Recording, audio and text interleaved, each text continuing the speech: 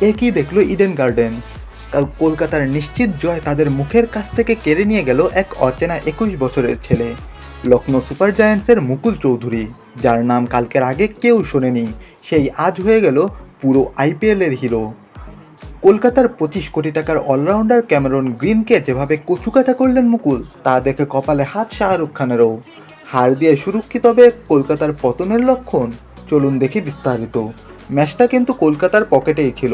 125 রানে 6 উইকেট হারিয়ে যখন লখনৌ ধুঁকছে, তখনই ক্রিজে আসেন 2 কোটি রুপিতে কেনা মুকুল চৌধুরী। শেষ 18 বলে দরকার 43 রান। এরপর যা ঘটল তা স্রেফ ইতিহাস। 25 কোটির ক্যামেরন গ্রিনের শেষ 3 বলেই 16 রান তুলে নিয়ে ম্যাচের মোড় ঘুরিয়ে দেন মুকুল। কলকাতার বোলাররা আজ যেন লাইন লেন্থ হারিয়ে সেফ পাড়ার বোলারে পরিণত হয়েছিলেন। শেষ ওভারে লখনৌর দরকার 14 রান। মুকুল প্রথম বলে বিশাল এক ছক্কা মেরে নিজের আইপিএল ক্যারিয়ারের প্রথম 50 তুলে নেন।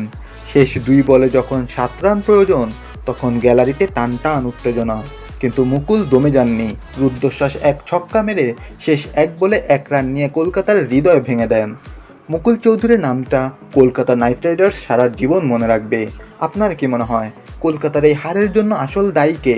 ক্যামেরন গ্রিনের বাজে বোলিং, নাকি মুস্তাফিজুর রহমানের মতো একজন ডেথ ওভার স্পেশালিস্টের অভাব?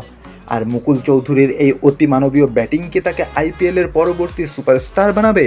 কমেন্টে আপনার মতামত জানান।